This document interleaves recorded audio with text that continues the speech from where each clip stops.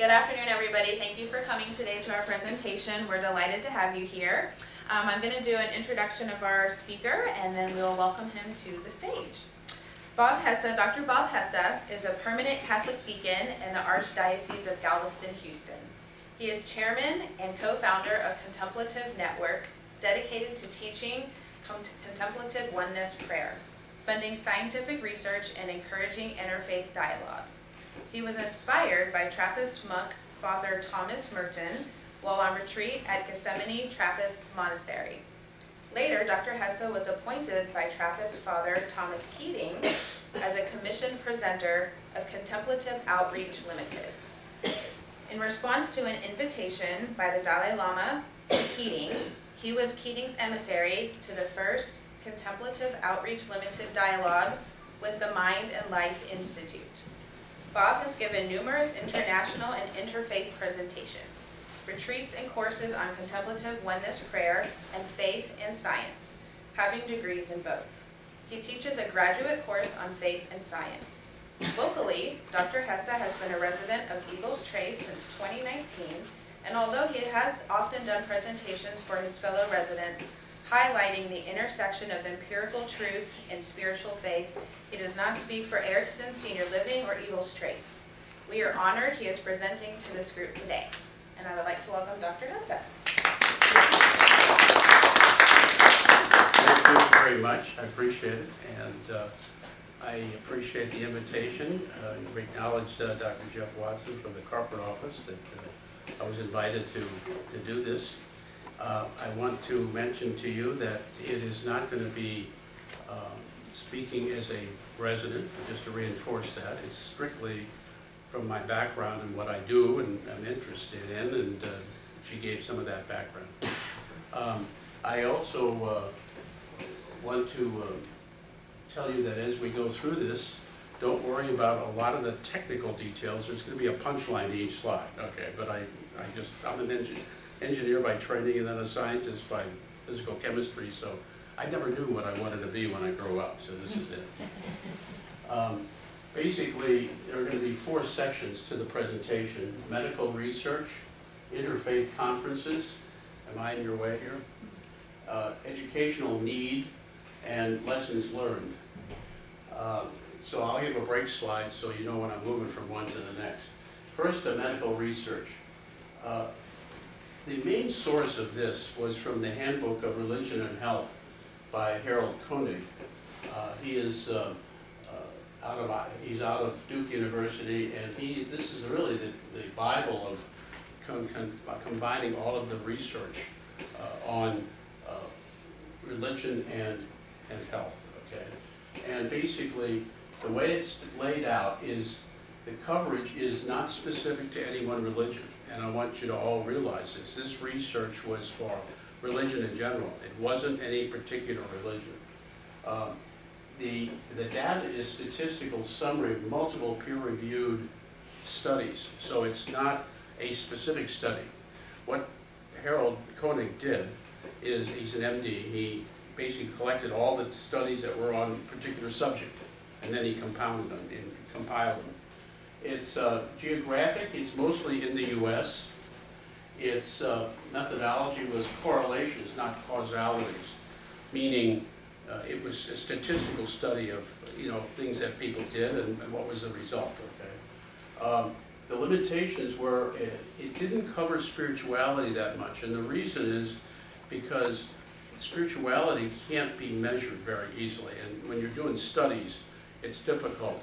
So with religion, you can ask people how often do they go to church, whatever, but with spirituality, not.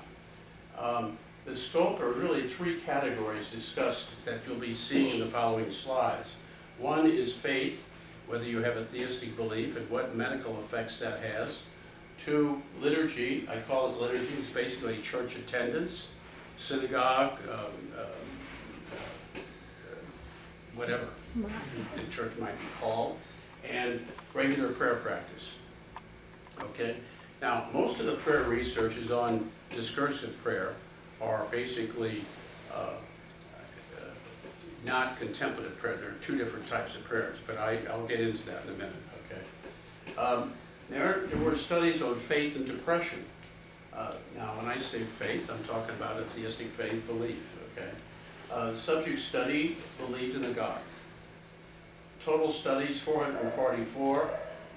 Of those total studies, 272 or 61% showed less depression and faster recovery. So there's definitely a link. Liturgy and well-being. Now, this is church attendance or intrinsic religiosity, if you will. And basically, if it's low church attendance, there's less a sense of well-being. Now, the well-being was measured by psychiatric tests, etc. But you can tell that the very high attendance gives a much better sense of well-being. And it's pretty close between religiosity and church attendance. Now, liturgy and immunity graphs. This can be a little confusing for some people, but basically, there's a substance called interleukin 6, IL-6, and that is associated. High interleukin in a human being is associated with many illnesses, many diseases.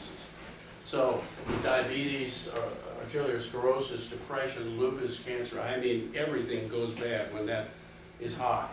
And you can see that in this particular case, those who attended and never attended a liturgy or a church attendance, it was very high. So they almost never attended church, and it's got a very high interleukin, which leads you to a lot of these diseases. This is 1 to 2 year, 1 to 2 months per month, depending on how often they go, and then it's once a week. So clearly, frequency of attendance has a healing effect. Now, you notice this is not causality. We're not saying why, other than there's a link. There are a lot of opinions about that. People say there's a social support group to them, to these church attendants. So there are a lot of reasons why they're postulated, but that's not what this is telling us. Cardiovascular and attendance. Lower blood pressure. 36 of 63 studies, 57% showed lower blood pressure. Better cardiovascular functions. 10 of 16 studies, overall 63% show better cardiovascular functions. And less coronary artery disease, 12 out of 19 studies, overall 63%. So there is definitely a link, okay? Liturgy and addiction. Less alcohol use, abuse, dependence. About 86% of the studies, there were 278 altogether, 240 showed less alcohol use, abuse, and dependence. Something going on here, if you haven't figured that out yet. And so less drug use, abuse, and dependence, 155 out of 185 studies. These are pretty high. Isn't that interesting? You compare that to some of the other factors, and these are huge. Less cigarette smoking, 125, 122 out of 135, 90%. So this is a big factor. So this is, again, I say liturgy, but this is church attendance, basically. Liturgy and diastolic blood pressure. Obviously, high blood pressure is not good. And so this is a relationship. Low attendance gives much higher blood pressure. High attendance, etc. So it's the high attendance and a high prayer, Bible study, whatever you want to call it, engaged in the sacred texts of a particular religion, whatever it is. So clearly a relationship to blood pressure. Liturgy and mortality. This is an interesting one. They studied people starting here at time 0, and obviously everybody they studied was alive. And so, and they asked them, well, how often do you go to church services? Less than once a week and once a week or more. And then over a period of time, they kept going back to these people. And when they're going back, they're dying off. Okay? So they're starting to make a plot. What do they find? At the very end, and this is a generality, okay, but you can live up to 7 years longer because they know over a period of time it started to split. Those who went to church more frequently, once a week, were living longer. Fascinating. Prayer and pain. How do we deal with pain? Studies have been done ranking what people say they do to deal with their pain. The first is pain pills. I'm guilty of that. The second is prayer. Interesting. That surprised me, I'll be honest with you. Third, pain IVs. Of course, you're in a hospital under those circumstances. Pain injections. Relaxation. You're dropping in percentage usage here. And touch, massage, that kind of thing. With massage here, touch is a holding hands or something, then massage. So you can see that this plays a big role in the minds of people that are dealing with pain. Now we're switching to prayer and meditation. I spoke with Dr. Herbert Benson at Harvard. He passed away, I just found out last year, but he was retired for some time. He was the one that did some of the early studies on the effects of meditation on health. And so those who practice meditation, and we'll talk about a little bit about meditation and contemplation, there is a difference. Slows metabolism, lowers heart rate, decreased rate of breathing, slows brain waves, reduces chronic pain, lessens insomnia, lessens anxiety and hostility, and lessens depression. Interesting. So why are we not paying more attention to this? Well, I'll get into that. Liturgical senses. Now this is a rather interesting one. This was a presentation I gave at my Medicine and Religion conference at Harvard. It was around the time that St. Luke's was being purchased, sold and purchased. And I swear at the time I didn't believe it, but they were announcing $1 billion of purchase and $1 billion of upgrade. And so the presentation I gave was, we know that liturgy from this studies helps people heal. Why don't we make the hospital rooms reflect an interfaith religious sense to give healing there too? Not make it a chapel, but obviously all of the hospitals, all of the airports have chapels, interfaith chapels. So that's a powerful thing. And so we had a chance to perhaps influence how they spent that money. I don't want to go through the whole presentation, obviously I did, but this is just a summary. It's basically, it comes down to the neuroscientific impact on the senses. The sight is the largest brain activity. That takes up the most geography of the brain. So if you can have any images that are better in terms of the room and in the chapel, of course, that's an improvement. Smell, strongest memory impact. That's pretty well known. So in churches it might be incense or whatever, but or roses and flowers. There's a church in Rome where they drop flowers through the ceiling, and it's just amazing. Sound synchronizes with the heart rate. Anybody that's on meditation and they use a singing bowl, I use a Tibetan singing bowl. I measure the beats per minute. It's 80 beats per minute. That's about the beats of a resting heart. So sound and music can enhance this effect. That's why liturgy has such a powerful impact. Touch is the largest body organ, so obviously that can be very powerful. And taste is synergistic with smell. So I can give you some bad examples of where I ate some things that tasted horrible. And pardon me, they tasted great, but they smelled horrible. And so I sat there and I tried to psych myself into this, okay? So there is a connection. Now, let's talk about interfaith conferences. Now, this is all religions, okay? Basically, I've been involved with these different groups. This is Ahmadiyya Islam, which is actually, it's different than Sunni and Shia. It's actually a combination. And I was at a conference there where we're talking about these same subjects, okay? Jainism was a temple in Los Angeles. We had a conference there. Muslim, I gave presentations at Rumi University in Turkey, where that's the heart of Sufism, and where Rumi's buried. Buddhism, there was a conference here at the University of St. Thomas with Zen. And Zen Buddhism is rather interesting. It allows for a belief in the God. And then you all recognize my good friend, Harvey Gordon, okay? And we did that oneness prayer together, and he was doing that at Beth Israel. And then Hinduism here, there's a wonderful temple here, and I prayed with the monks there, because in the silence there's no dogma. So let's get over this stuff of it being the right religion or the wrong religion. It's not a particular religion. We're resting in God's presence within. Faith Science Conferences. Now, I've given presentations at all of these. I think if I spot one I didn't, I'll let you know. This is the Pontifical Academy of Science. It was founded many years ago, 36, and these are conferences where we're doing medical research and research supporting faith, and faith supporting research.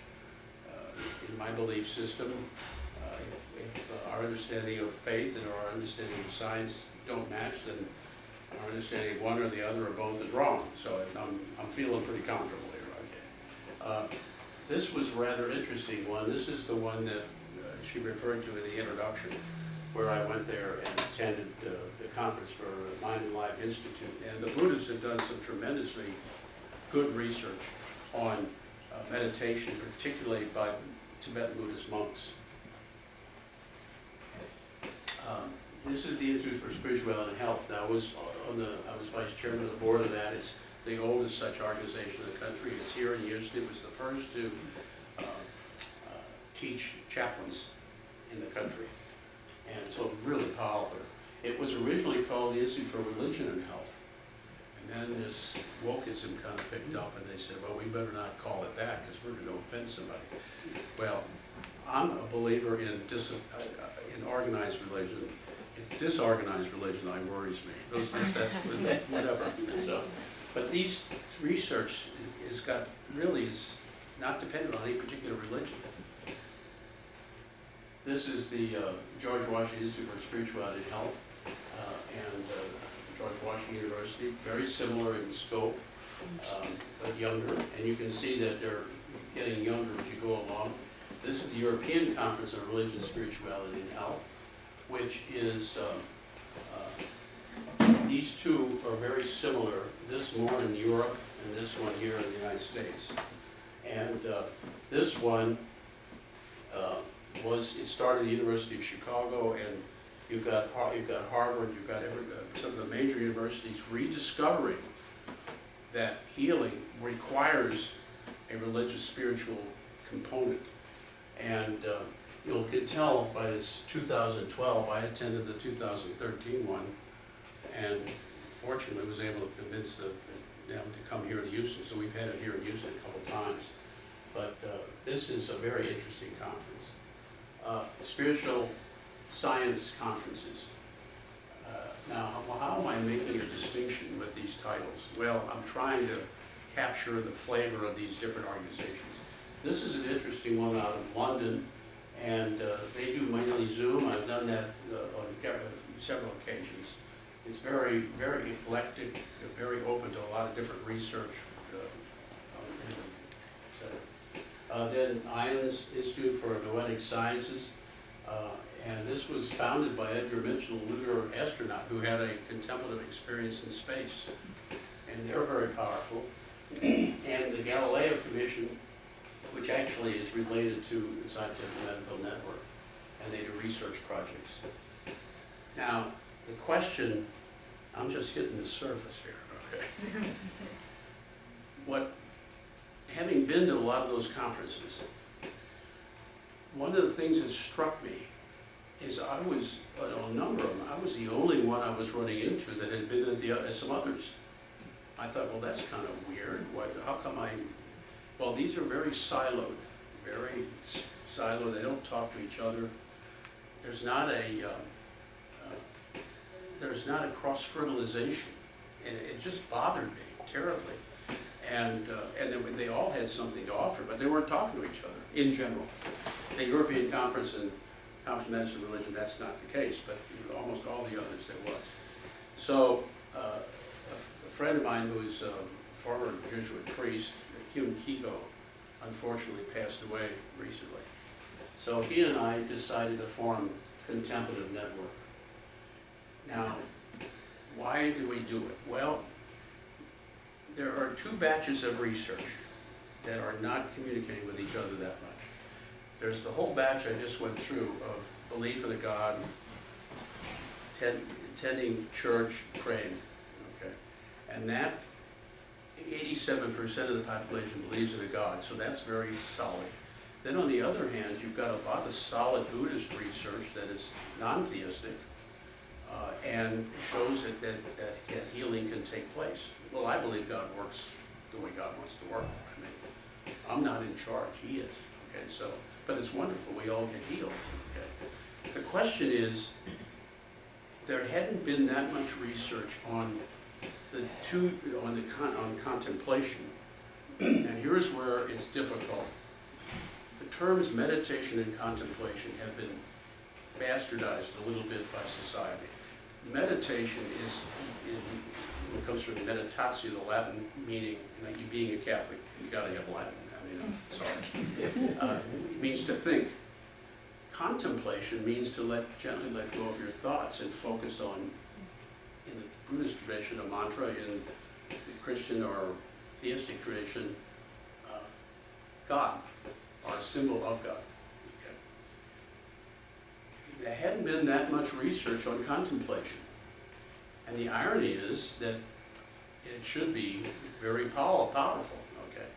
And I started to run into some amazing things that drove this. We had a vision to promote cross-fertilization between these organizations. The mission was to teach research, and minister interfaith healing with contemplative prayer. In other words, once the research showed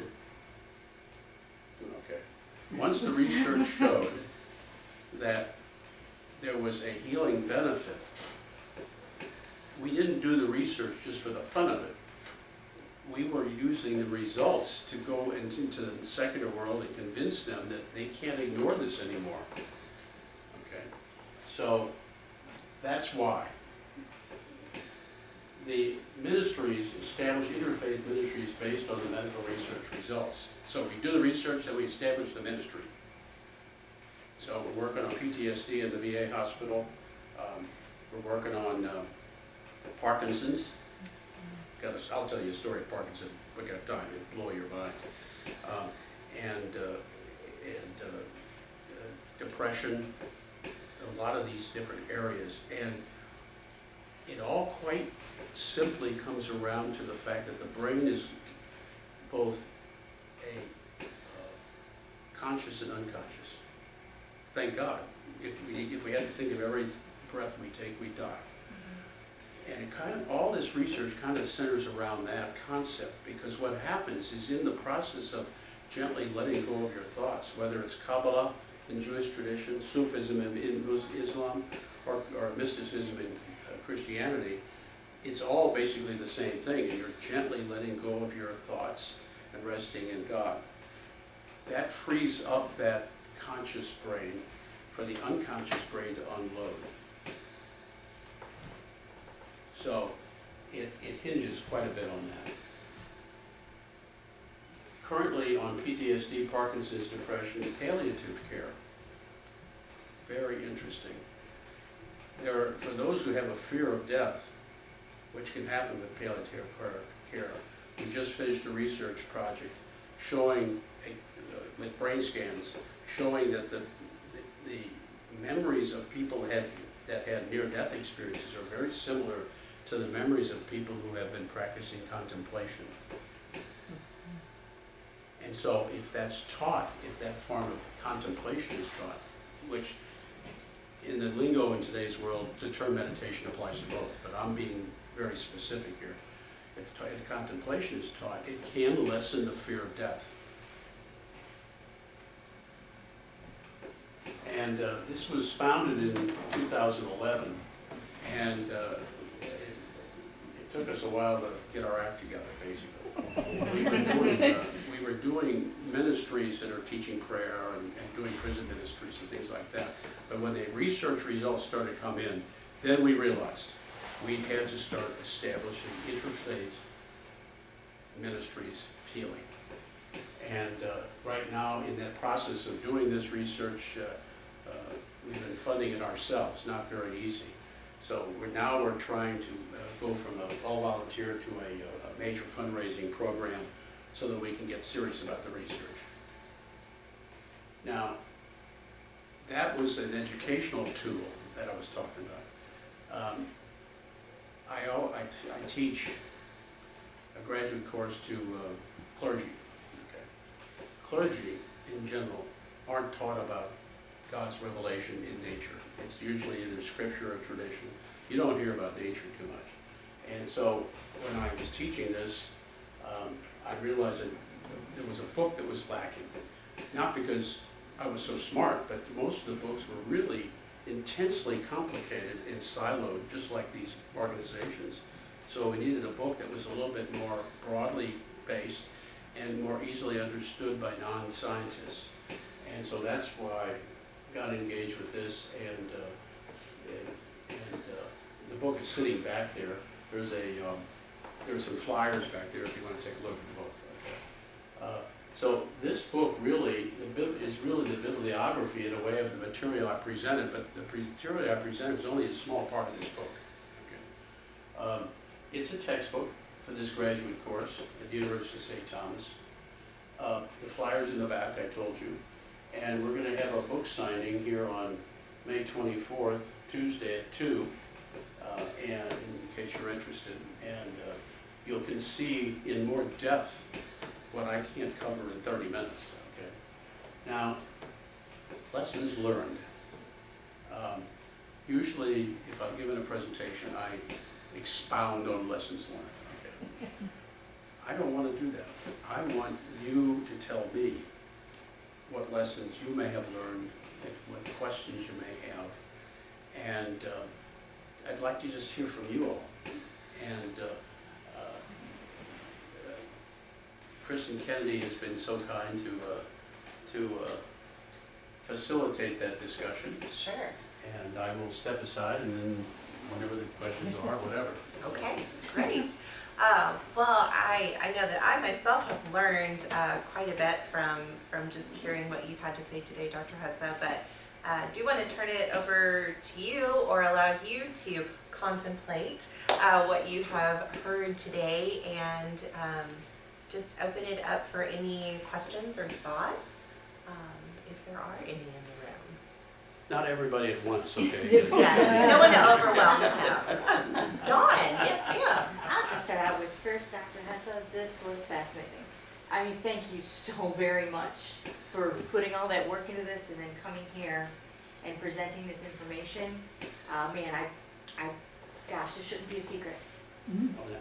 It should not be a secret, but I did just learn to just look at the statistics that you were using to back up your research and just how, wow, how can this be denied? How can you not say that there's at least a connection that needs to be explored, whatever that may be? You're not saying what the connection is. You come to your own conclusion to what it is, but it's something that should be further explored. And I never thought of it that way, and I never would have if it wasn't for this. And I'm excited to tell my husband about this when he gets on. Well, don't feel bad, because you'd be surprised how few doctors, how few clergy know about this. Mm-hmm. It's stunning. So I'm going, giving talks around the world trying to bring this to light. Mm-hmm. Historically, what's rather interesting is about 200 years ago is when religion and medicine got separated. And now it's starting to realize they've got to get it back together again. So, Thank you. but you're not alone. Well, I'll sit over here. that makes me think of a question, if I may kind of piggyback off of Dawn, is that when you're hearing the naysayers, if you will, what are you hearing, and how do they disagree? If you could share a little bit about that. Well, the naysayers usually don't know about the research. And that's why, to overcome that naysaying, I hit them where they have their comfort zone, and that's the research. Sure. And so, and yet I've seen this, anecdotally see it. I want to tell you about Parkinson's. Yes, yeah, share that story. Met a deacon in Florida. He invited me to at a conference. He said, he was a deacon from Cuba. He said, would you come to Cuba and teach, we call it centenary prayer when it's amongst the Christian group, but it's the same thing as oneness prayer. Just, it's whether God or the Holy Spirit, that's the only difference, actually. I said, okay, teach deacon. So I go down to Cuba. I mean, I'll go anywhere. Over 100 countries, it doesn't stop me. So I go down there, and there were about 85 deacons in Cuba, and there were about 30 in the room. And this lady, later, who was not there at the time, invited me to come back and give it to the University of Havana. And I said, in my loving, kind, deacon way, are you totally out of your mind? Okay, that's an atheistic school. It used to be a Catholic university until the communists captured it. And she said, no, I think they're ready. Well, I went down the first week in 2015, or January 2015. So I went back in June or July, and by that time I realized this was bigger than Bob. So I put together a team of a network that I had developed, researchers that did fMRI at Baylor College of Medicine on neuroscience research, and I had a team of about 4. And she couldn't pull it off. So then we had the seminario, and it was open to the public. And there was a gentleman sitting there, and he got up afterwards, and he said, I give a conference, international conference on the disorders of consciousness, and it's attended from all over the world. It's in English, and I want to dedicate a whole day to faith and science, broader than just this. And in my loving deacon way, I said, are you totally out of your mind? So I realized he was serious, and it turns out then I really went in. I mean, I had till December of that 2015, so I went there 3 times in 2015. So I had till December to get together an international team. So I had a doctor from Harvard Medical School. I had a professor from Pontifical University of Rome, professors from Baylor College, and that was the first time religion had been taught through the scholastic system in Cuba since the revolution. So it was pretty big deal. Then the man who invited me, who had shown up at that, said, would you have to do a breakout session and teach the oneness prayer? Okay. And in my loving deacon way. So I thought, oh my goodness, what am I going to say? These are, atheists, whatever. So I said, okay. So his daughter, who was also an MD neuroscientist, calls all her friends, who are all neuroscientists. They show up, and after teaching it, I realized I couldn't teach it I normally teach in English. It was an English conference, but I didn't want to risk the language problem, because you got to be nuanced when you're teaching this. So I had a friend of mine who was a priest in Havana, and he came over and taught it. And so I gave the science, and he gave the Spanish presentation. At the end of her first 20-minute sit, the daughter of the organizer, the MD neuroscientist, tells everybody she just had a profound out-of-body experience. Wow. This gets back to the helping people not fear death, okay, which is what led to the research. I was stunned, and you should have seen her colleagues. If I would have said that, I get goosebumps talking about it. If I would have said that, they would have said, they wouldn't have believed me. Sure, this was her colleague. Okay. So, I went to her father, because it dawned on me, he had a lot of patients that had NDE experiences. I bet, because he was one of the world's experts in bringing people out of coma. I said, do you have many patients that had near-death experiences? He said, all the time. Well, that led to research on brain scans of people remembering their near-death experiences and comparing them to people like his daughter who had a spiritual contemplative experience that was separate from death. Wow. And that's up for publishing now, okay? That leads to palliative care, whatever.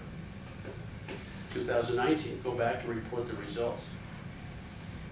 Afterwards, she said, would you come to my house and teach secondary prayer to a good one, for Catholics was there, and call it secondary prayer. Would you come and teach it to my group of friends? So I got there early, and she said, one of these people has Parkinson's. I said, oh, okay. So I had only 2 hours, gave a 15-minute explanation. Before I started, just as about to start, this man goes into a full-blown Parkinson's freeze. Catatonic, I mean, you know. I thought, I had a little conversation with God that wasn't too pleasant. I mean, I said, you know, look, this is crazy. I mean, what do you want me to do? And so I proceeded. And I don't go as deep when I'm teaching it. And I kind of kept an eye. And the first thing they did when he went into this was his wife got up to take his shirt off and dry him off because your muscles are tightening up and you're sweating. So she, dried him off, and he's still into it. And the two MDs, not just the daughter, but her husband's also an MD neuroscientist, they're both sitting there. They couldn't help him. So I said, okay, let's start. He's still flailing, and I have no idea if he hears what I'm saying, but the only difference in my teaching was that, Jose, if you want to stop this, but that's a thought, so you have to gently let that go. And I told the patients, I told the rest of the people that I know that this, you feel for Jose, but just thinking of him is a thought, gently let that go and rest in God. Well, they all sat down, immediately hands on their knees, eyes closed. He's flailing. Within 1 minute, he's down. Wow. 1 minute. I couldn't believe it. And I brought them all out of it very quietly because I wanted to let him in it longer. So normal, we go 20 minutes, but he went 20 plus 15. And while he was still in it, I leaned over to the doctor. I said, this is your next research project. Then he came out of it, and he came up this close to my face and started to unload in Spanish passionately. I had no idea what he was talking about. They translated.